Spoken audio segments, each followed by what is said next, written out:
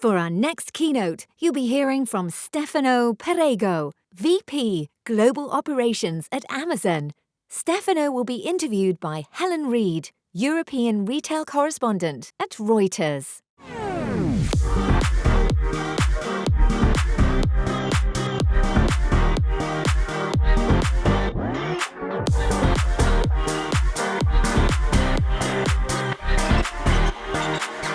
Ciao.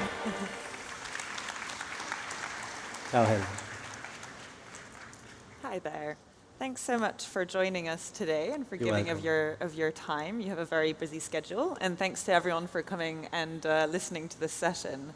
So I'd like to begin just by asking you to introduce a little bit what your area of focus is. So today I run North America and Europe operations, as well as what we call in Amazon Global Operation Services. So all the functions that support our global network, from real estate to reliability, maintenance, engineering, supply chain, procurement, all the functions that make us function in a word. But my journey started 12 years ago, and started with 50 people and a bus. I launched our Italian operations in 2011, and I have fun memories about it because basically we took a bus to France in 50 and we learned how to operate our fulfillment network. And since then, I supported the launch of Spain the year after, ran South Europe, ran the UK, and just as the pandemic hit, I got a phone call the weekend prior to the pandemic, and I got told, maybe you run Europe. Okay. It was my job prior to that, to run Europe. So that's my story in 30 seconds. Great.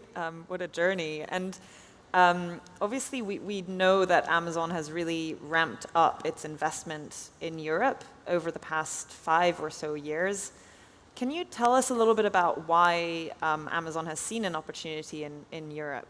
So the opportunity in Europe is given by what the customer expectation is. And today we have 250 nodes, 70 fulfillment centers, and we invested 142 billions in Europe, starting from 2010.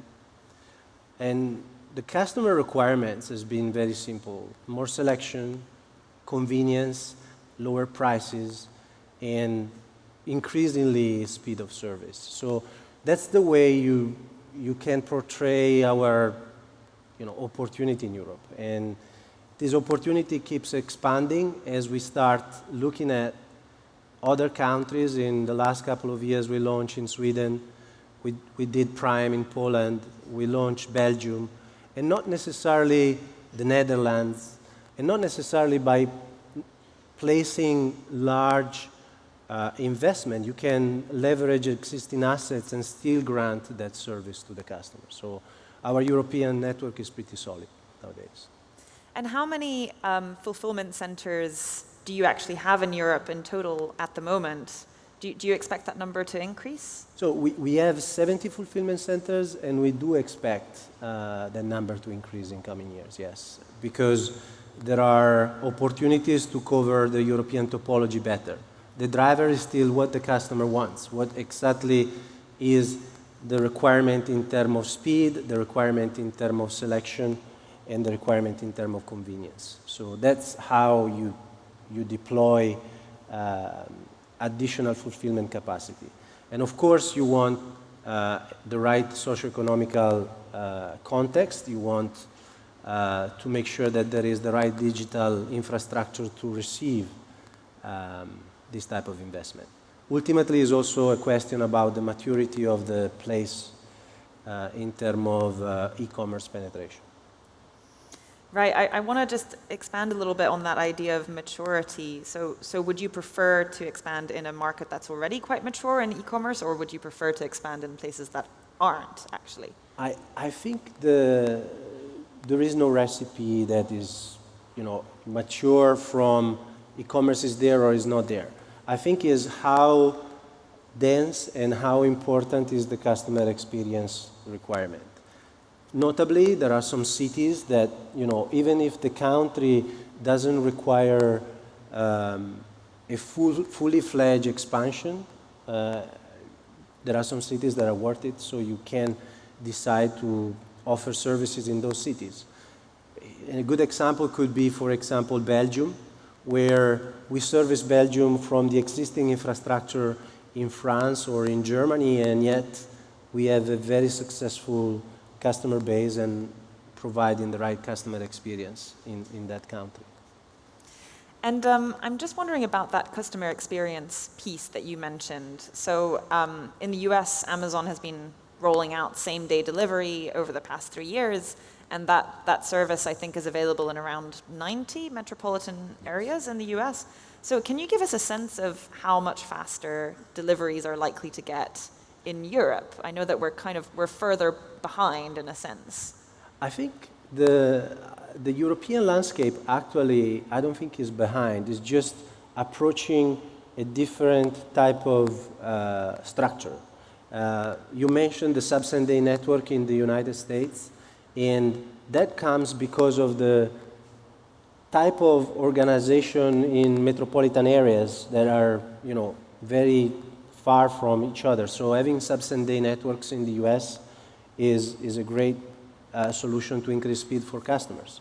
In Europe, we have much more density, and leveraging existing infrastructure to provide same-day and sub-same-day service can be an option. So London is a good example. When I started running the UK in 2017, we would not have same-day services. And now London is very well covered in terms of same-day service and can enjoy sub-same-day as well. So it's a process that is customer-driven, because ultimately intent to purchase is correlated to the speed that you can give to customers. That is very important to us. And do you have can you let us in on a target that you have for same-day delivery, for that spreading across Europe? I don't think we have a unique target, and this is where the maturity comes into play. So and to a degree, the competitive landscape you're facing. Essentially, the customers are in a different stage in different countries in Europe, and I would say that the common denominator is really that cities do want speed. Sub-same-day speed, same-day speed, next day. And what is important when you're talking about speed is not just speed per se, is how often you are delivering at speed whilst maintaining the promise. So if I tell you I'm there tomorrow or I'm there today, but 50% of the time I'm not reliable, I think you get a bad experience. So our ability to be reliable on promise is hand in hand with our ability to increase speed. And I think the third dimension to that is really how cost effective can you do that? You don't want to buy speed to a very high price. You want to be smart in the way you reach speed. That was going to be my next question. I think that we all know the economic backdrop in Europe is not a very, it's a difficult one, and I wonder what that means in terms of people's willingness to pay for fast same-day delivery. And I think ultimately the answer is it depends from what you're purchasing. There are consumable products where speed, of course, matters most. There are certain times of the year where speed matters most. Ultimately, we know that intent to purchase is, driven by speed. What happens, though, is that the major trick in the environment we are through now is how you lower your cost to serve whilst increasing speed. And the recipe to do that is to start working on first principles, so less touches, less distance from product to customer, major density, better asset utilization, so you can lower your cost to serve and increase the speed that the customer sees. A couple of critical elements to that. One is inventory placement, and there AI plays a major role. And two is how you connect and regionalize the customer link between inventory and last mile delivery. Those two dimensions, placement and connectivity, are really crucial to lower cost to serve. And you said the magic initials there, AI. It's been a really big topic at the moment, and there's been a lot of excitement and a lot of concern around the potential uses and misuses of artificial intelligence. So I wanted to ask you, how is Amazon actually using AI in its fulfillment centers, and what future uses can our audience expect to see? I think the major thing to consider when you deploy AI, whether it is an application in a fulfillment center or a customer-facing application, is have some solid principles. Notably, you want to be responsible in the way you are studying the AI deployment. You want to ensure that there is a benefit for customers or employees. And third, you want that your innovation is very targeted and very precisely defined. Those are three principles or tenets that I would consider. And when I look at our experience in Amazon, there is a story where AWS developed a consolidated story in AWS. And then when we look at operations, for us, there are essentially two areas. One is, how do you deploy AI to make life of your employees better? And two, how do you deploy AI to impact customers in a positive manner? If we start from customers, is how do you plan your transportation? How do you map it? How do you make the promise? How do you make sure that you facilitate the search process on the website? In terms of fulfillment and operations, then it's more about how do I make a safer work environment? How do I make simpler operations in a smoother flow throughout the building? Ultimately, if I go back to my Italian launch times, I used to basically with a cart pick 100 units from the shelves in an hour. Now through robotics technology, you have a throughput time of 20 minutes for the same 100 units, and I don't need to walk. I just get robots taking inventory to me, and I choose in a safe manner the inventory. So ability to have collaborative deployment of AI is really a key strategic element to us. And the results are yielding good return. Our recordable incident rates from 2019 to now is 24% better. We have 50% less lost time injuries. So we can see how technology and AI are helping us to shape a curve that favors employees and customers. It's interesting you use the word collaborative there. What do you mean by that? What is collaborative AI? Collaborative is how you couple robotics activities and human activities in the same process. It's an and. So if you think, for example, how a robotic arm can take away, a robotic arm enabled through computer vision can take away repetitive activities from an employee. And now the job that is repetitive and is heavy lifting is done by that application. You still have the employee needing to take care of the machine. So it's a transformation of what the task for an operator are. And there is an upskilling requirement. There is also a better type of job profiles that is following this trend, and ultimately also a better wage for the workforce.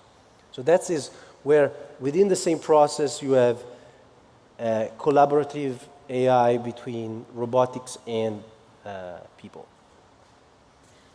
It's interesting because ahead of our conversation, you told me that you have more than 750,000 employees in your business unit, as well as 750,000 mobile robots.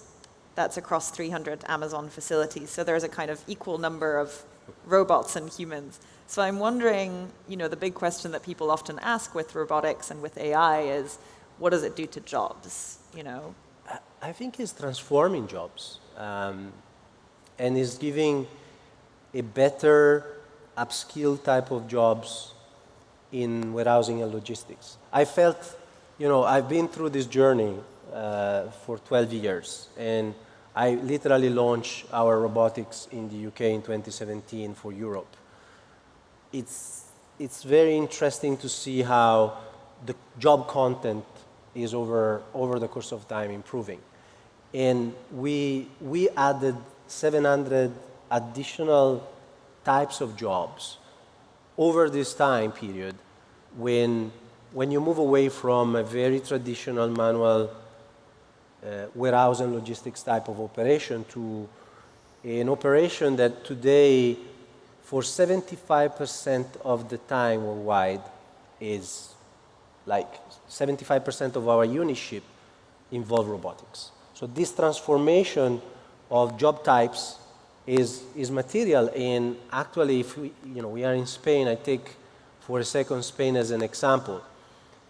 So you start 2011 with 200 people. Today there are 22,000 permanent jobs here in Spain. And we just launched in Zaragoza. We will launch in Girona this week or this month.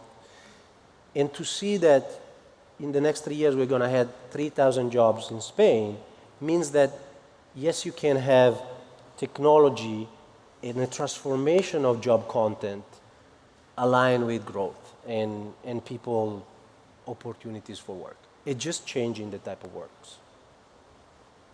Yeah, that's really interesting because just coming back to the debate around AI, it seems like there's a lot of fear around it, and there was a letter signed by Elon Musk and many other people saying, we should stop generative AI and we should stop the continuation of things like ChatGPT. So I'm sensing that you are in a different camp to them. I think it depends, as usual, how you leverage a technology and how you scope it. To my previous point, you want to have some foundational tenets when you face a project in this space. Am I acting responsibly?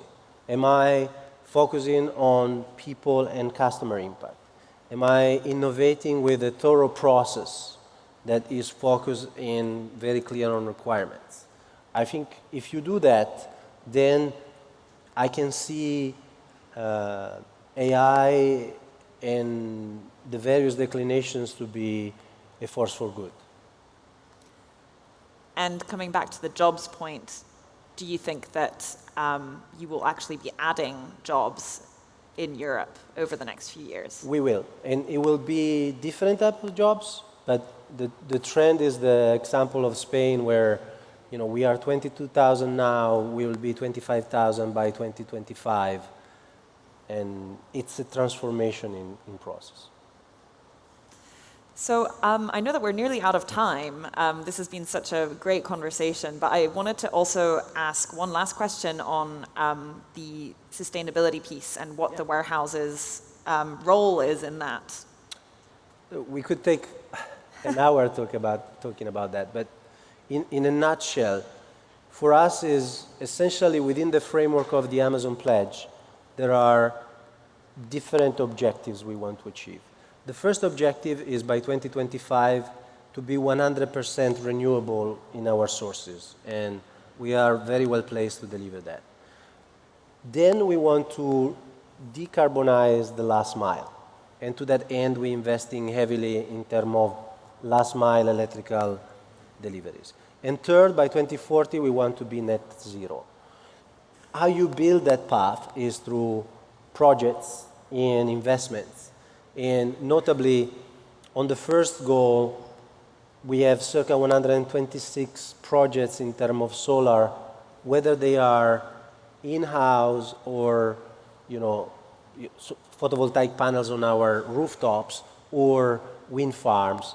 It's a combination of those elements that is starting, is already yielding good results for us. And it's a journey we have to do for the good of the customers and for our own good.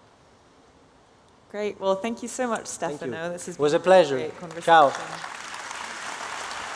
Thanks, everyone.